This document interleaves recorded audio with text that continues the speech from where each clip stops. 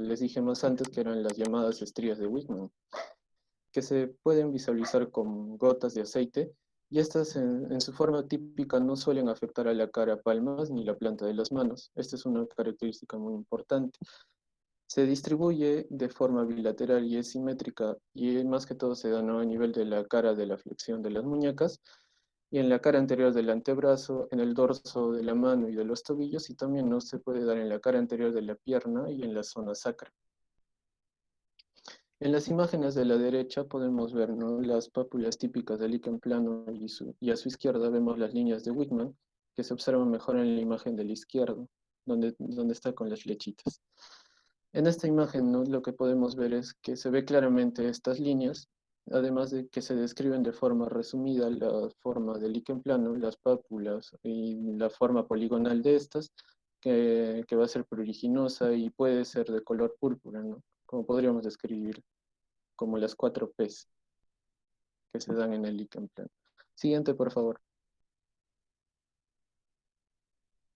Entonces, en las manifestaciones clínicas nosotros vamos a ver que está cutáneos con un intenso prurito. Estas tienen localidad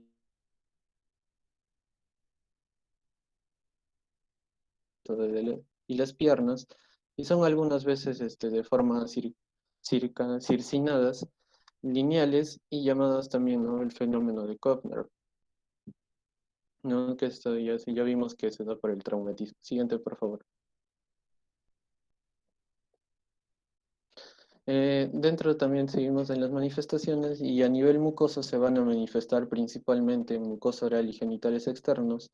En la mucosa oral se va a apreciar anillos finos reticulados y arborizaciones denominadas en hojas de lecho, ¿no? Y a nivel del dorso de la lengua vamos a ver, ¿no?, que va a tomar un aspecto leucoplastiforme, pero con papilas íntegras, ¿no? Y como podemos ver, ¿no? Siguiente, por favor, en la figura 6. En la mucosa genital, ¿no?, vamos a ver que ya sea en la superficie del pene o en el glande o en la vulva en la mujer, se observan aspectos papulosos o reticulares. Las alteraciones unguiales se van a presentar aproximadamente en el 10% de los pacientes y se caracteriza por presencia de estrías o surcos longitudinales y onicosicia, que va a ser, ¿no?, la fragilidad del borde libre, va a tener adelgazamiento de lámina. En los casos más graves va a haber una hiperkeratosis subungual, la formación de pterigium, que es prácticamente el crecimiento de la cutícula de forma progresiva en el lecho vacío o sobre la uña, y este va a ser incluso este puede presentar, ¿no?, lo que sería la anonyquia o la falta de uñas. En la animación, bueno, ahora ya, ok, gracias.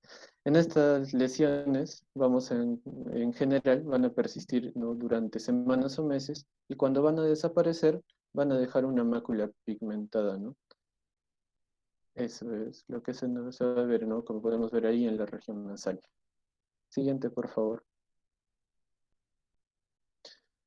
En esta también vamos a ver que se hace el estudio de la histopatología, y en la histopatología vamos a encontrar, ¿no?, hiperkeratosis, hipergranulosis focal, que va a corresponder a la estría de Whitman, vista en la forma clínica, ¿no?, como vimos.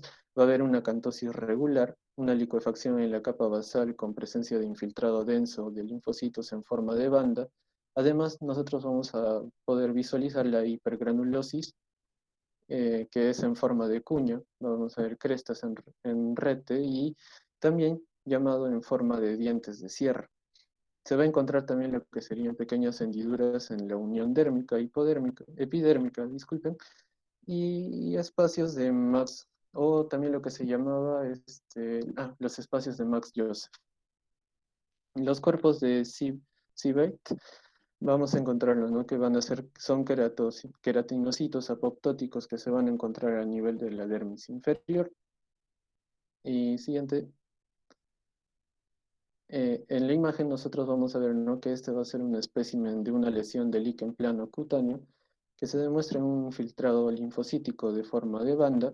Vamos a ver las crestas de rete, de diente de sierra, queratinocitos apoptóticos múltiples, y también, ¿no?, hipergranulosis en forma de cuña. Siguiente, por favor.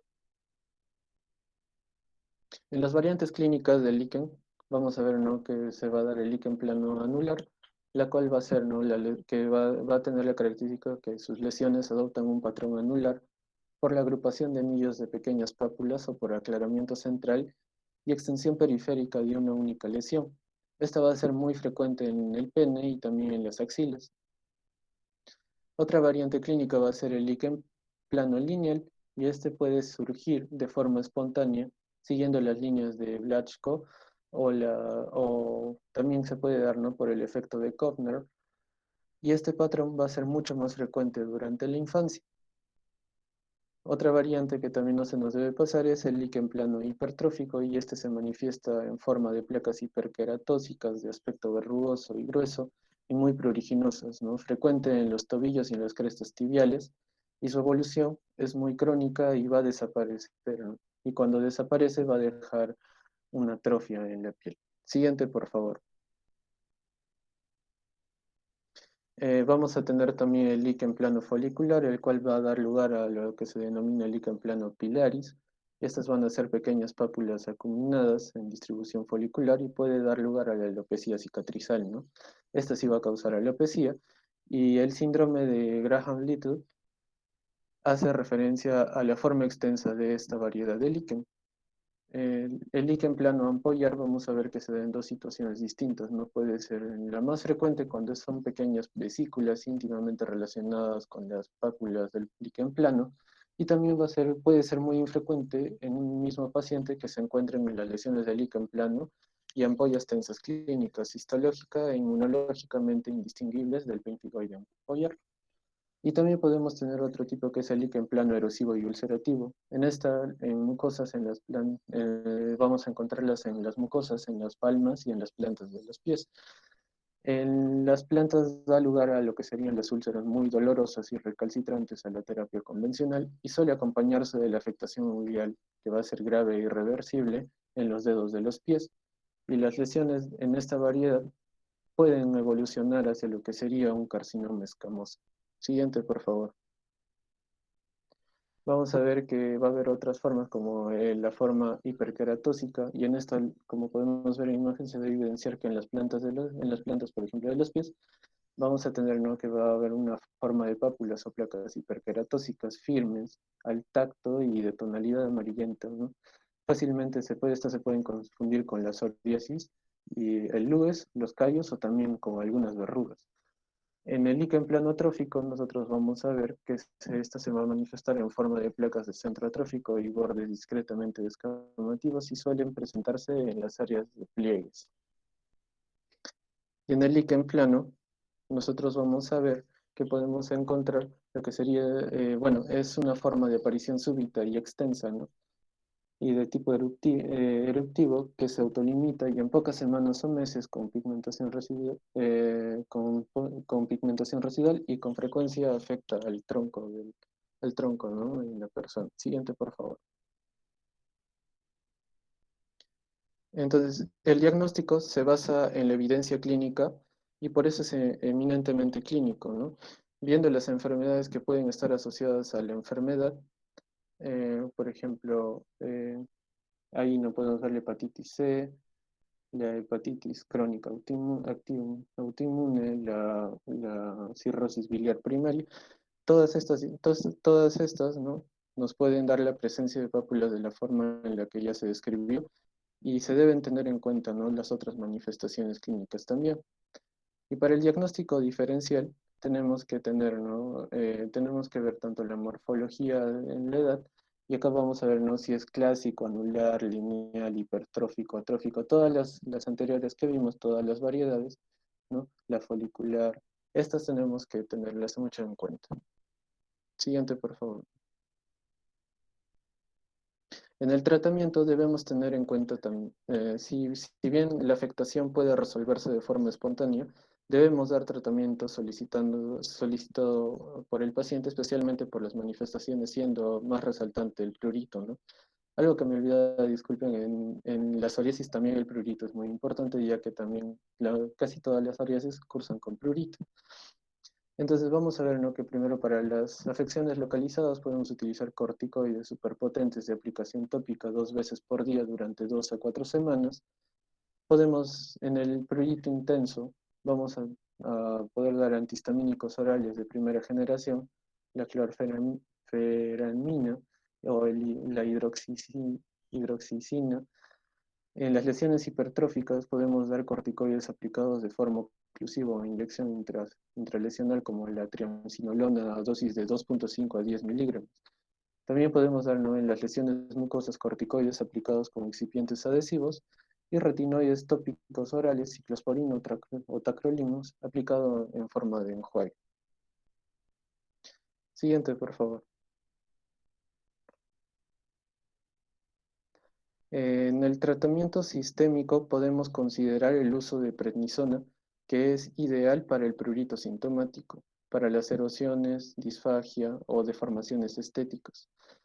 La dosis se puede dar a 70 miligramos al inicio, después reducidos en dosis de 5 miligramos al día.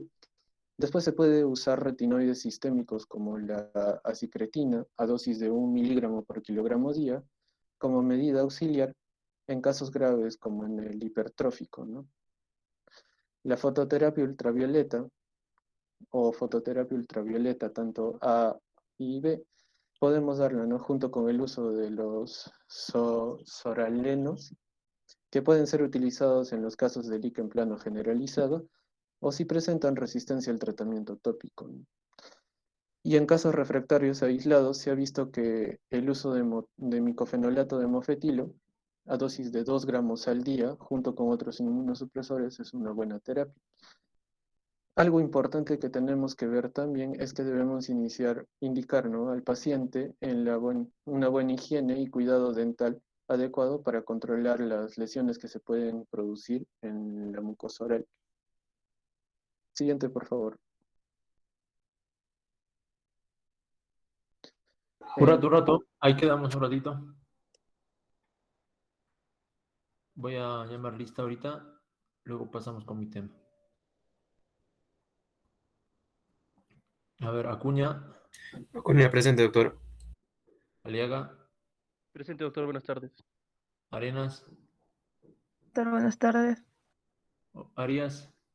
Presente, doctor, buenas tardes. Arostegui. Presente, doctor. Astete. Juan Carlos Vaca. Presente, doctor Vaca Rivero. Caguantico.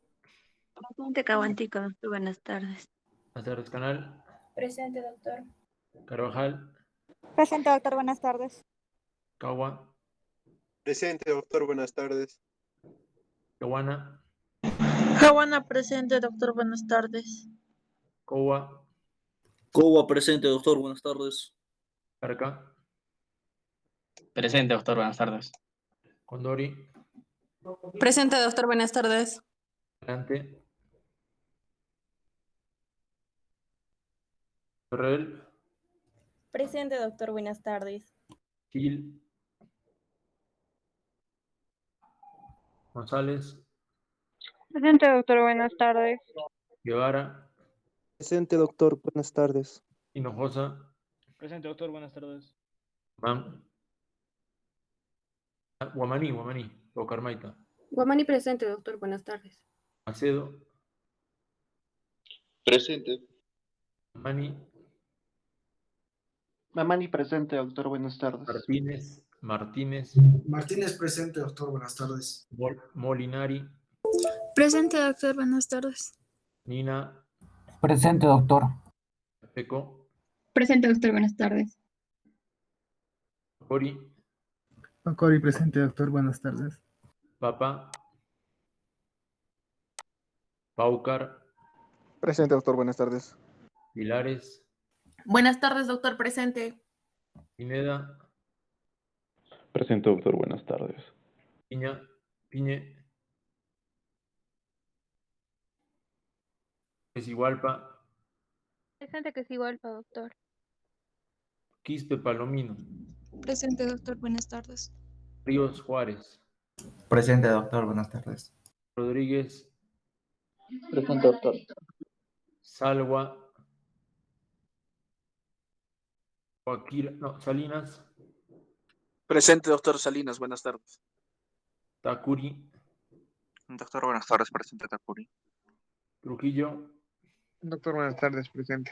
Humérez, Presente, doctor. Buenas tardes. Vargas, Yuri Vargas, Yuri, Vargas Jurado, Vargas León. Presente, doctor. ¿Tú has expuesto, no, Vargas? Sí, doctor. Ya. Yucra, Yo creo presente, doctor. Buenas tardes. Zárate.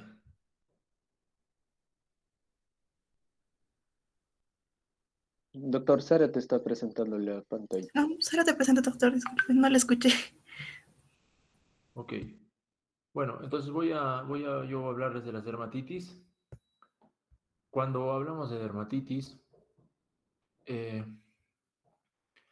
hacemos referencia también a un término sinónimo que viene a ser el término de eczema.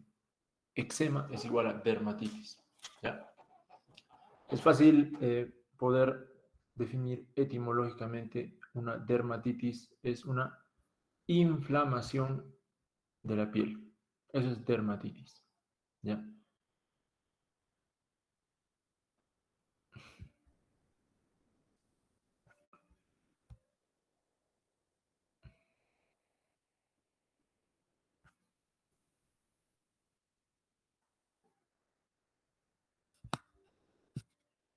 ¿Ven en la pantalla?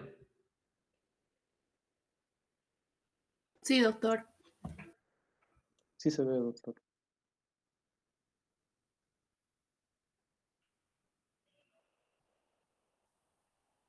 Muy bien.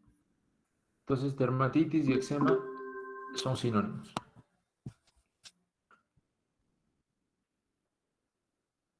Son sinónimos.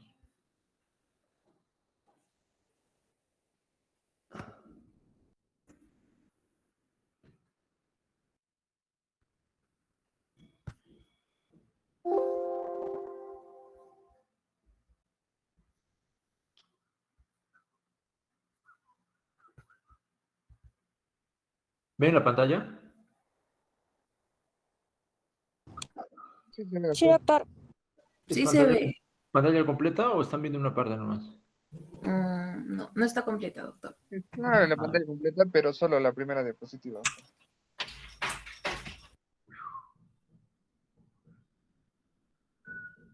Acá está. Ahora sí. Entonces, dermatitis y eczema son sinónimos, ¿ya? Dermatitis etimológicamente quiere decir inflamación de la piel, ¿ya? Y la inflamación en la piel se traduce clínicamente como eritema, escama y usualmente prurito y ardor. Esas son características clínicas que hay que considerar para determinar una dermatitis. Como les dije, eczema es un sinónimo de dermatitis, ¿no? Eczema viene del griego que significa hervor, calor, ¿no? Este término expresa el sentido de una inflamación aguda, ¿no? Que muchas veces puede ser vesiculosa y exudativa, entendiendo que se produce un fenómeno inflamatorio intenso, altamente potente. Este eczema, esta dermatitis puede tener una característica aguda, subaguda o crónica. Y esta agudeza, esta cronicidad o esta subagudeza se refiere más que al tiempo a las características clínicas. No es como, por ejemplo, cuando ustedes hablan de gastritis aguda, ¿no es cierto? De hecho que les han enseñado que la gastritis aguda, menos de 14 días, ¿no? Subaguda, 14 a 21 días. Crónica, más de 21 días, ¿no es cierto? En la dermatitis o en el eczema, la característica que va a definir la agudeza o cronicidad es la presentación clínica. Hablamos de un cuadro agudo cuando presentan eritema, vesículas, exudado, edema y escamación. Eso clínicamente nos representa un cuadro agudo en las dermatitis, ¿ok? Cuando nos referimos a un cuadro crónico, la principal característica viene a ser la liquenificación. ¿Y qué es la liquenificación? La liquenificación es el engrosamiento de los pliegues papilares y dependiendo de la localización se puede presentar también fisuras, especialmente en zonas periflexurales, ¿no es cierto? Saben que la fisura es muy frecuente en áreas periflexurales, ¿no? Pliegue digital, pliegue perioral, ¿no? En el ángulo labial. Entonces, cronicidad es liquenificación. Agudeza, exudado, edema, prurito. En ambos casos encontramos escama. La definición de dermatitis es amplia, ¿no es cierto? La dermatitis es un concepto amplio. Nos da a entender que hay una inflamación. Esta inflamación puede tener distintos tipos causales. Podemos tener lo que se conoce como dermatitis atópica, podemos tener lo que conocemos como dermatitis seborreica, podemos tener lo que se conoce como dermatitis por contacto, ya sea esta alérgica o irritativa. Podemos tener lo que se conoce como un líquen simple crónico o neurodermatitis. Es decir, dermatitis es un concepto amplio y puede presentarse en diversos tipos etiológicos, patológicos de dermatitis. En primer lugar, vamos a hablar de la dermatitis atópica. Como toda dermatitis, la dermatitis atópica es una patología que se caracteriza por el prurito, ¿no? Va a haber escama, puede haber vesícula, puede haber liquenificación. Es importante recordar que la dermatitis atópica tiene un componente genético, tiene un componente inmunitario y también tiene un componente ambiental. Es bastante frecuente la dermatitis atópica, especialmente en países desarrollados. Existen series que describen una prevalencia o una incidencia de hasta 10%.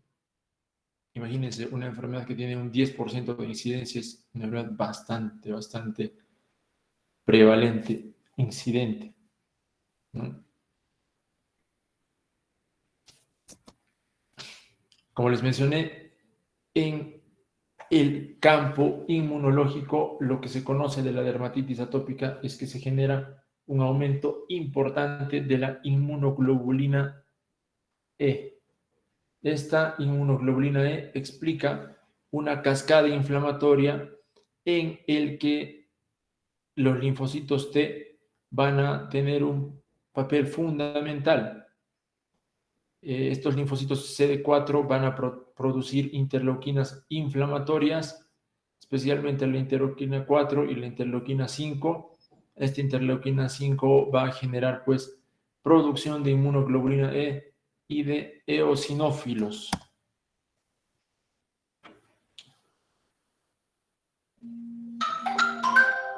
Todo el proceso antigénico va a estar encabezado por la interleuquina 4, que van a inducir a las células dendríticas llamadas de Langerhans, a las que conocemos como células de Langerhans, y a su vez van a producir aumento de la inmunoglobulina E. Existen anomalías congénitas genéticamente predispuestas en la reactividad vascular. Por consiguiente, en la dermatitis atópica vamos a encontrar una palidez especialmente en la cara, sobre todo alrededor de la nariz y la región auricular. Estos pacientes suelen tener frialdad de dedos de las manos, suelen tener dermografismo blanco. ¿Qué quiere decir esto? Es la aparición de un área pálida, un área blanca, a la fricción, especialmente en áreas extensoras. Hay una respuesta anómala frente a sustancias como la nicotina, histamina y la metilcolina. Como les mencioné, uno de los principales factores implicados en la dermatitis atópica es la condición seca de la piel. Los pacientes atópicos suelen tener una piel seca, que esto va a contribuir al prurito y esto va a explicar la alteración en la composición de los lípidos del estrato córneo y a su vez esto va a producir mayor sequedad de la piel. Hay un déficit genético de ácidos grasos esenciales y también hay una alteración del metabolismo del ácido araquidónico. Por consiguiente, va a haber un aumento del fenómeno inflamatorio generado por las prostaglandinas y los leucotrienos, ¿no? Existen formas clínicas de la dermatitis atópica. Una forma infantil, una forma del niño y otra forma atópica del adulto. La dermatitis atópica infantil o del lactante se caracteriza porque inicia usualmente entre los 2 y 6 meses y puede durar usualmente hasta los 6 años usualmente hasta los 2 años de edad, pero puede extenderse hasta los 6 años. Se caracteriza por lesiones de eczema agudo. ¿Qué quiere decir? Eritema, exudado, vesículas. Estas vesículas exudativas forman costras de color amarillento y especialmente se van a localizar en la piel cabelluda, en las mejillas y en el mentón. Eso no se olviden. Esos hallazgos de una dermatitis atópica se van a encontrar especialmente en las mejillas, en la piel cabelluda y en el mentón, y pueden extenderse a las superficies de extensión de las extremidades, en manos y en cara anterior del tronco. Pero lo clásico de la dermatitis atópica del lactante es la presencia de lesiones de dermatitis, es decir, de eritema, escama, exudado, en los cachetitos y el mentón. Miren, esta es una clásica dermatitis atópica. Se nota en la imagen exudado, eritema y escama, respetando la zona peribucal. De igual forma, eritema y escama en región de mejillas, respetando la zona peribucal. Esto es lo que se conoce como liquenificación, un aumento de los pliegues papilares que se han originado por rascado crónico. Esto se ve en la dermatitis atópica. No se olviden que la dermatitis atópica es una condición crónica. De igual forma, esa respuesta inflamatoria que es traducida clínicamente en eritema, escama, exudado, se traslada a las zonas extensoras, a las zonas flexurares también, con eritema y escama y prurito, lógicamente. Miren, no solamente en las zonas extensoras de las extremidades superiores, sino también de las extremidades inferiores. Hay algunas manifestaciones atípicas de la dermatitis atópica, por ejemplo, la pitiriasis alba, la dermatitis plantar, la keilitis atópica. Muchos de estos pacientes atópicos suelen tener eritema y escama en los labios. No se olviden que keilitis es un término que describe inflamación en labios. También otra manifestación atípica de la dermatitis atópica es la dermatitis del pezón, o también llamado eczema areolar. Los pacientes con dermatitis atópica suelen tener la piel extremadamente seca. También tienen lo que se conoce como queratosis pilaris o queratosis folicular. Estos pacientes atópicos suelen tener también frecuentemente lo que se conoce como el pliegue infraorbitario de Denny Morgan. Miren, vamos a estar viendo unas imágenes en la siguiente. Existen factores desencadenantes de la dermatitis atópica. Los agentes irritantes, alergenos, los aeroalergenos, ¿no es cierto? Los pólenes, el polvo. el sobrecrecimiento de algunos agentes microbianos como Staphylococcus aureus, como el Pityrosporum ovale, Cándida, y también las infecciones del tracto respiratorio alto suelen exacerbar los episodios de dermatitis atópica, el estrés también y los cambios climatológicos extremos. Mucha humedad o mucha sequedad pueden desencadenar dermatitis atópica. Y el tratamiento básicamente consiste en la aplicación de esteroides tópicos antimicrobianos si se demuestra algún tipo de sobreinfección, y también se puede usar la luz ultravioleta. Eso es dermatitis atópica. Ya les hablé de la condición genética, un componente inmunológico y el componente ambiental que está representado por los agentes que van a exacerbar la enfermedad. En segundo lugar, vamos a hablar de la dermatitis de contacto. En este caso, como su nombre indica, el desencadenante de la inflamación en la piel va a ser el contacto con algún agente. Este agente puede ser un agente irritante o puede ser un agente alergeno. ¿Cuál es la diferencia?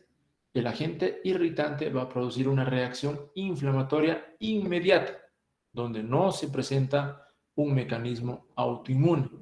Este agente irritante puede ser un agente físico, un agente químico. Por ejemplo,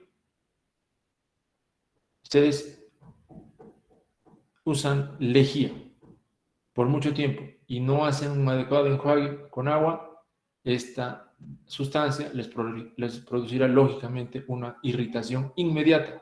Esta irritación inmediata se va a traducir en un cuadro de dermatitis, con prurito, eritema, puede haber vesículas, puede haber eritema, escama, edema. ¿Cómo la diferenciamos de una dermatitis alérgica? En el caso de la dermatitis alérgica va a haber una reacción inflamatoria donde hay un componente inmune importante y se desarrolla como consecuencia de la exposición a la piel, de la piel a un alérgeno, ¿no es cierto? En este caso debe haber una previa sensibilización. El ejemplo más típico de una dermatitis por contacto viene a ser la alergia al níquel. ¿Qué es el níquel? El níquel es una sustancia que se utiliza mucho en las cadenas, en los aretes, en los botones, da esa brillosidad a los accesorios, estas cosas que son las mujeres, ¿no? Y también los varones, lógicamente. La dermatitis de contacto alérgica se manifiesta como un eczema de tipo agudo, ¿no? Con lesiones exudativas, con vesículas y costras. Entonces, no se olviden, dermatitis alérgica irritativa y dermatitis alérgica por contacto alérgico, ¿cierto? Existen lo que se conocen la dermatitis numular o eczema numular, que es un eczema de tipo agudo o crónico, donde las lesiones característicamente van a adoptar una forma redondeada, que parece una moneda, por eso se llama eczema numular. Suele estar presente en una o varias lesiones, especialmente en extremidades superiores e inferiores. Este eczema no se relaciona con la atopía, no se conoce la causa fundamental, pero se asocia mucho a la piel seca.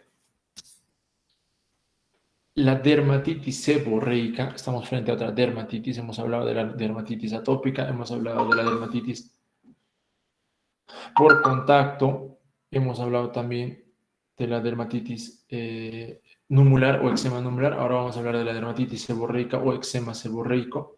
Es una enfermedad, una dermatosis eritemato-escamativa bien frecuente que se localiza especialmente en la cara y en la piel cabelluda. Tiene una fisiopatogenia inflamatoria.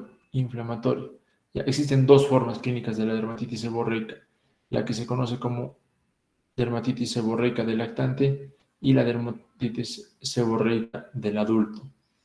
En cuanto a la etiopatogenia de esta patología, de la dermatitis seborreica, se han considerado agentes o factores climáticos, factores infecciosos y también emocionales. Estos emocionales se relacionan directamente con el estrés. Cuando nos referimos a agentes infecciosos, nos referimos al Pityrosporum ovale o también llamado Malassezia furfur. Ya. Se asocia mucho también a estados de inmunosupresión, especialmente en pacientes con VIH. También se ha relacionado mucho a fenómenos neurológicos, a procesos neurológicos. Es muy frecuente ver dermatitis seborreica en pacientes que tienen Parkinson, pacientes que han sido operados o han recibido una cirugía, una neurocirugía, desencadena este cuadro, la dermatitis seborreica. Clínicamente, como les mencioné, se puede definir una dermatitis seborreica del lactante o infantil y una dermatitis seborreica del adulto. La dermatitis seborreica infantil se caracteriza por una erupción entre más o menos el segundo de la segunda semana hasta la 24ª semana.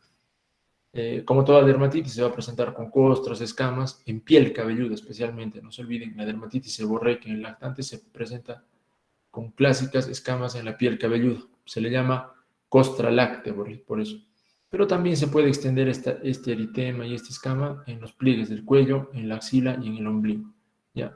Es importante recordar la edad de presentación. Generalmente es, como les dije, antes de los 6 meses. Su principal diagnóstico diferencial, lógicamente, es la dermatitis atópica.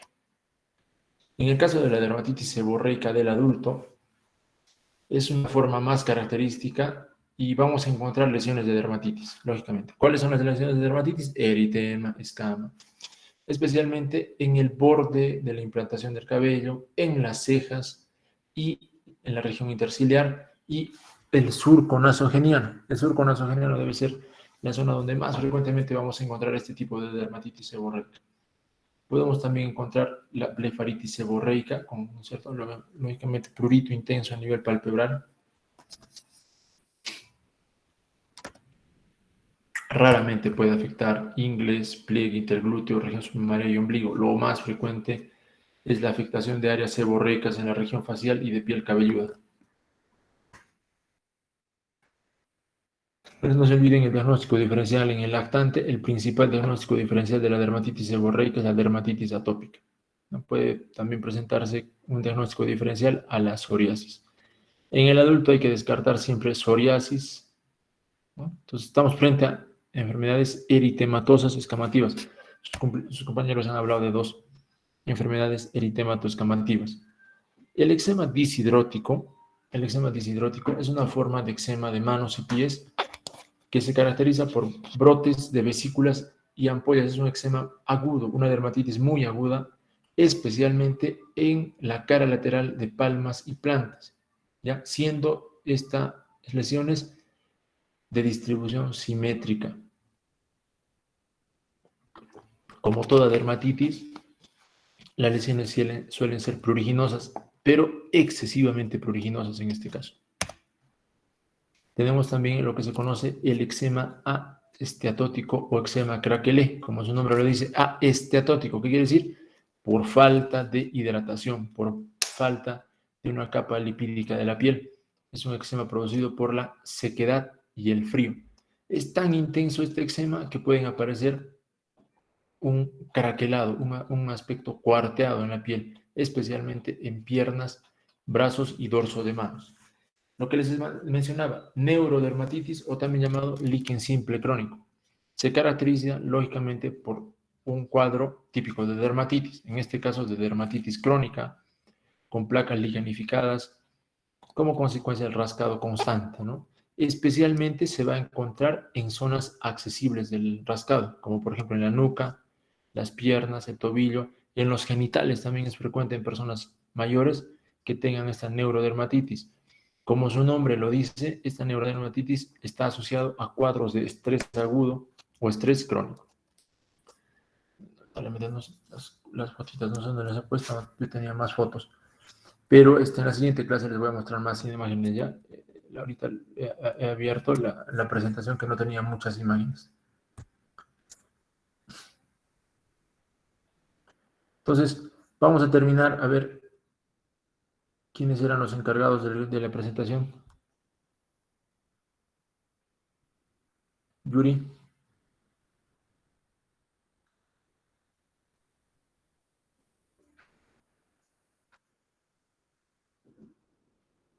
Hola, hola.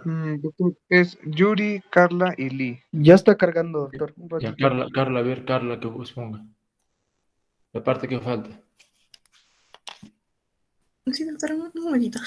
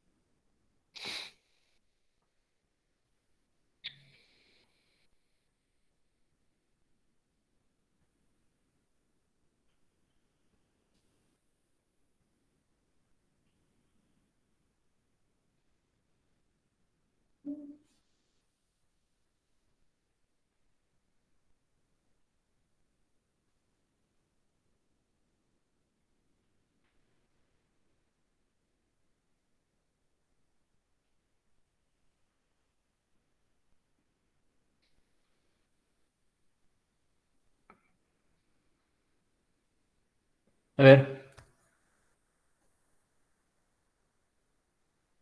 Chicos.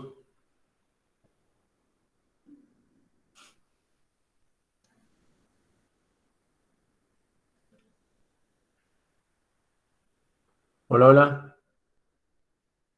Carlita, tu audio está apagado. Hola. Sí, doctor. Ya, a continuación vamos a hablar de lo que es pitiriasis rosada. ¿Y tú por qué has copiado todo esto? ¿Te has copiado todas las diapositivas o qué?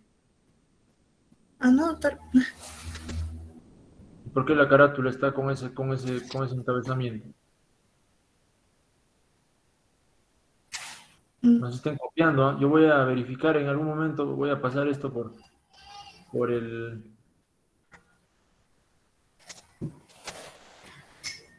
programa y cuidado que estén copiando. Siga, señorita. Ya, doctor. Ya, vamos a tener que la prevalencia entre la pitiriasis rosada es muy variada. Bueno, la epidemiología dentro de ella es muy variada. Es como un collage. Algunos artículos dicen que la prevalencia que se ha observado es en una población general es desde 1.3 a 6%, o otros dicen que llega hasta los 6% de la población en general. Sin embargo, es muy importante tener en cuenta que es muy importante tener en cuenta que se ha hecho estudios tanto en embarazadas y la prevalencia de estos va a aumentar más en un 18% de esa población. Y en niños, si bien se dice que la prevalencia es baja, en menores de 10 años, hay quienes lo reportan que es de hasta un 7.8% más de prevalencia. Aquí las primeras contradicciones que existen en cuanto a literatura, ya que si bien vimos que la mayor prevalencia, población general, es de un 6%, la prevalencia en niños refiere que es un 7.8%, aún así la literatura dice que es muy poca la prevalencia en esa población. Y se contradicen la mayoría de esos estudios. Incluso se vio algunos estudios que los niños tenían un fototipo oscuro que tiene una prevalencia aún mayor, hasta un 26%, para tener este tipo de patología. La edad clásica en la cual se puede presentar se asocia a una pitiriasis rosada es de 10 hasta los 35 años. Y si bien hay artículos que mantienen que la prevalencia de género es de 2 a 1 con mujeres, hay otros que refieren que es de 1 a 1.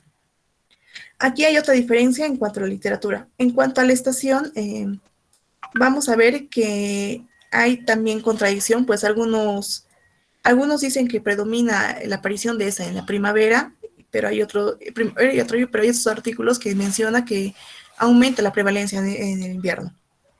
Finalmente, estas asociaciones, les quiero aclarar aquí que pues, se ha observado que tienen un porcentaje de aborto espontáneo en un 13%, y ese 13% no difiere mucho en las embarazadas que no tienen la pitiriasis rosada. Sin embargo, en este artículo que presenta en la pantalla, disculpe, refiere que si bien la población de abortos es el 13% y es semejante a la población del resto de embarazadas que no tengan pitiriasis, si solamente se toma a aquellas personas que tuvieron pitiriasis rosada durante las primeras 15 semanas de gestación, y esos abortos van hasta un 57%, y desde la perspectiva general, casi un 50%, un 57% ya es una tasa elevada. Dentro de la etiología, vamos a ver, también difiere un poco, ya que la literatura en general nos dice que se desconoce cuál es la etiología. Sin embargo, de los mayores estudios, se ha hecho para determinar la etiología, han estudiado una incidencia más que todo que sea de forma viral, una etiología infecciosa. Aquí tenemos algunas tablas de ciertos estudios que se han hecho desde 1982 hasta el 2003, y en donde el estudio donde se publicó esta tabla, que se hizo en esta tabla de 2009, con el objetivo de ver qué estudios relacionaban la pityriasis rosada con el virus del herpes tipo 6 y 7.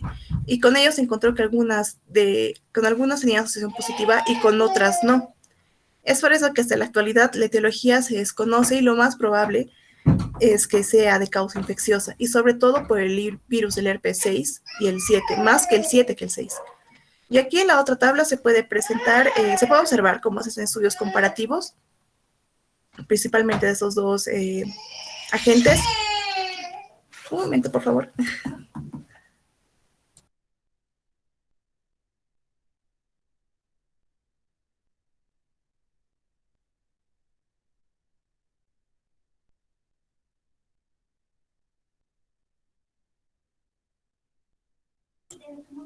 Ya, perdón.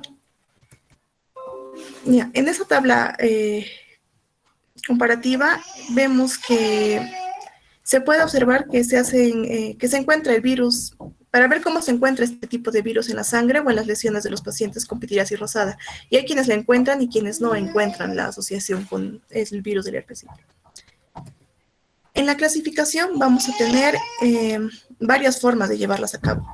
La primera vamos a tener en cuanto a la clínica, es decir, aquellas que tienen una clínica clásica de una pityriasis típica, que ahorita vamos a descubrir cuál es este cuadro clínico. Y la otra es la forma típica, es decir, que tiene características poco frecuentes que son observadas en la clásica. Sin embargo, hay otra clasificación moderna que la ha clasificado según su fisiopatología y la ha dividido en varios grupos, como la vemos en este cuadro sobre todo el rectángulo rojo. La clásica, que es la más frecuente, vamos a encontrar que se ha observado y la fisiopatología está relacionada principalmente a una reactivación sistémica del virus del herpes 7 y 6. La que es recidivante, tenemos que es aquella que cuando la fisiopatología, que cuando hay una reactivación inmunológica contra estos virus. La persistente, que es esta, nos va a decir que en cuanto al virus del herpes 6 y el 7 están presentes en el plasma. La clasificación que dice que es pediátrica, cuando se asocia a niños menores de 10 años. Y la del embarazo, que es como ya dijimos, de cuando está ligado a transmisión intrauterina. Y la última clasificación, que es la de acá abajo, nos habla que es una erupción semejante a la pityriasis rosada que se da por la reacción de algún fármaco o alguna vacuna. En el cuadro clínico, bueno, ahora vemos el cuadro clínico, que hay que primero comentar que este tiene pródromos que se pueden manifestar tales como un malestar general que presenta adenomegalias, dolor faríngeo, febrícula e irritabilidad, astenia, que son síntomas generales. Ahora hay que recordar que hay un primer examen que se manifiesta como una lesión única. Después de este primer exantema pasan 2 semanas aproximadamente. Y de ahí se presenta el segundo exantema que se manifiesta como lesiones múltiples.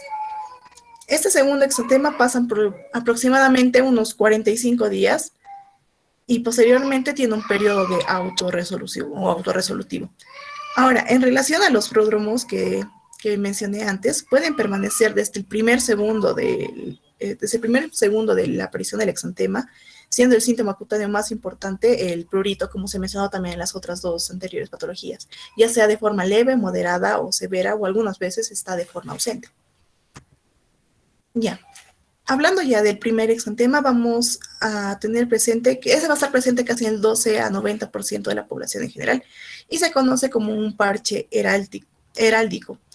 Ese se va a presentar sobre todo, como vemos en la figura número 2, se presenta a nivel del tronco y en extremidades regionales proximales, tanto inferiores como superiores, como se puede ver en esta imagen. Y en la figura 1 vamos a poder ver la morfología de esta, que es una placa eritematosa, generalmente ovalada, además que está acompañada de escama en la superficie, en escama de la periferia, perdón, y el centro puede estar atrófico o que generalmente mide 2 a 4 centímetros, y su nombre heráldico va a ser dado como es quien dice el mensajero que anuncia lo que se viene. En el segundo exantema, que aparece ya como la clasificación en 5 días, se localiza en los mismos sitios que se presenta el primer exantema. tanto en el tronco como en regiones proximales. En la figura 1 vamos a ver que las lesiones siguen las líneas de Langer y que son líneas que se van a formar al doblar principalmente los pliegues. Y en la espalda las lesiones estarán principalmente en una disposición como las de un pino. Por eso se compara con la imagen que es de la imagen 2, con la imagen de un árbol de pino. Esto sería la tipografía que se presenta de la pitiriasis rosada.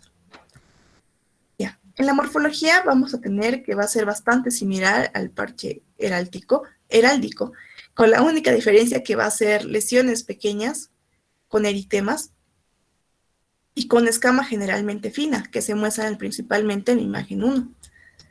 En la imagen 2, vamos a poder observar que el eritema, esto ya tiene eritema y tiene una hiperpigmentación porque tiene una fototipo más oscuro y la escama fina que llegamos a ver en la imagen. En las manifestaciones clínicas se ha observado que la pitiriasis rosada tiene manifestaciones tanto orales, aunque no son habituales o hasta hace poco no se había puesto tanta atención a estas manifestaciones. Estas manifestaciones orales son principalmente sin ninguna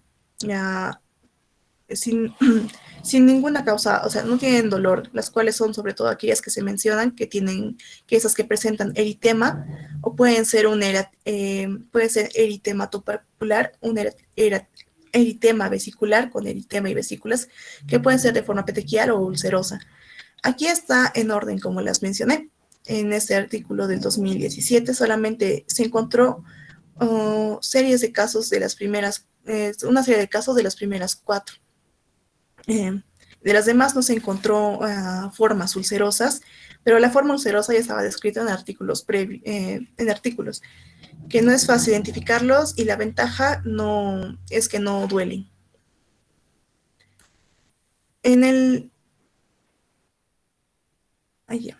esa diapositiva vamos a tener que, solo como modo de mencionar, para saber cómo es, como de cultura general, como que cada una de las manifestaciones orales pueden tener, dependiendo de la clasificación y de qué tipo de pitiriasis rosada estamos hablando, si la clásica, la persistente, la pediátrica, etcétera, tiene mayor o menor prevalencia en uno u otros. Y también aquí está otra tabla, esa tabla lo menciono nada más para saber que cada una de las manifestaciones orales pueden prevalecer en mayor o menor medida en cada uno de esos tipos de pitiriasis rosada. En las manifestaciones atípicas que va a presentar este cuadro, que es como les mencioné, que fuera de lo común o fuera de lo clásico, que ya se conocen como manifestaciones atípicas, que no quisiera que hagamos este pensamiento ahorita, que los voy a comentar en este cuadro clínico y saber que tiene otras formas de manifestarse, que por ejemplo es el tamaño de la placa. Si son muy grandes se le conoce como gigante de Darrier, o si es pequeña se conoce como papular. También en la morfología vamos a ver si ven, no lo describimos en la clásica, pero hay otros artículos que describen que hay lesiones de forma vesicular o de forma de vesículas, hay una hemorrágica urticariana, sin embargo no es lo habitual. Lo mismo que la topogracia, no es lo habitual que se encuentre en pliegues ni en la cara, ni en el pie, ni en el cuero cabelludo, en las manos, y tampoco no se encuentra eso en la forma clásica. Y ya dijimos que más o menos 45 días, pero en la persistente hay un tipo de pitiriasis que podría persistir, o sea, esta podría persistir aún más, que es la pitiriasis magnata que se menciona acá. Ya, en la variación del cuadro clínico, esta variará según el tipo de pitiriasis rosada de la cual estamos hablando. La clásica ya dijimos que vamos a ver que difiere una con la otra. Por ejemplo, la recidivante es aquella que en los primeros años va a presentar una clásica y de ahí tiene una menor duración, exactamente casi 15 días, y las lesiones son de menor tamaño. Y de número ni siquiera el parche heráldico se llega a presentar. Ahora, en la persistente, si bien la clásica dura 45 días, esta va a durar por definición más de 12 semanas. Y en la pediátrica se presenta antes, como dijimos, entre los 10 y 35 años, y tiene una duración menor de casi 16 días. Y la del embarazo, pues la que se presenta casi en el segundo a tercer trimestre del embarazo. En la histopatología, no es necesario realizar la histopatología con el diagnóstico porque el diagnóstico es casi netamente clínico. Sin embargo, nada más para mencionar, podemos ver un patrón psoriasiforme. Podemos encontrar queratosis, o sea, hay queratosis de arriba a abajo de forma focal, sobre todo quiere decir que hay núcleos en los cornocitos. Hay además un poco de espongiosis, como se observa, y también aumento de las crestas epidérmicas de forma irregular, con un patrón psoriasiforme irregular. El diagnóstico es, tal como mencioné, es por la clínica, pero si pudiéramos usar algunos criterios diagnósticos, la ventaja de eso sería que te puede dar una forma más objetiva de ver el diagnóstico de la pitiriasis rosada. Sin embargo, la desventaja es que dejas de lado las demás dermatitis atópicas. Hay criterios que no van a ser esenciales, otros que son opcionales y criterios de exclusión. Es así que para hacer el diagnóstico tiene que tener todos los esenciales, al menos uno de los opcionales y no tener ninguno de los de exclusión. Y eso sería todo. Gracias. Muy bien, muy bien. Ahí te ha faltado la parte de la terapia. La terapia es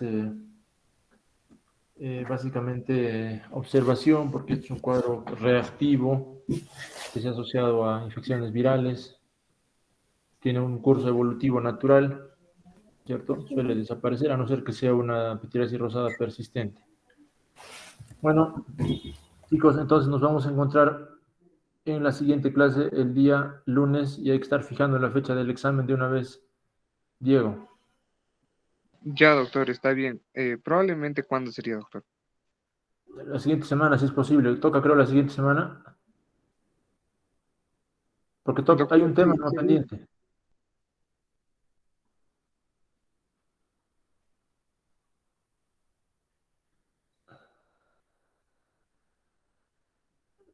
¿Aló? Hola, hola. Doctor, disculpe, un segundito. Estoy buscando el cronograma de clases. Si no me equivoco, sí nos va a tocar. Faltaría la exposición del siguiente grupo, que el tema es urticaria y angioedema. Entonces, Ajá. ellos exponen y sería el examen, ¿no? O sea, programado está de acá a 2 semanas. Ya, hay que ser, pues, no, está bien. Ahí lo dejamos. ¿Está bien 2 semanas? Está bien, doctor. Gracias. Ya, no nos vamos a atrasar, ¿no es cierto? No, porque la siguiente semana exponen urticaria y angioedema y la tras siguiente ya sería el examen, ¿no? O sea, así está programado. Ya, perfecto. Inclusive debería de ser de acá a 3 semanas, pero, o sea, está contemplado de acá a 2 semanas, lo que tendría que ver con exposición de fotografías y presentación de revistas, o sea, más o menos como un repaso, ¿no, doctor? No sé si fuera posible que la siguiente semana puedan exponer mis compañeros 1 hora, porque está planificado así, y en la siguiente hora nos pueda hacer un poco de resumen de fotografías, porque con eso hemos tenido dificultades este examen que pasó. Ok, vamos a ver eso, vemos eso, ¿ya? Ya, doctor, Listo. muchas gracias. Nos vemos entonces hasta la siguiente. Hasta luego, doctor. Gracias. Gracias, doctor. Hasta luego. Hasta luego, doctor. Doctor.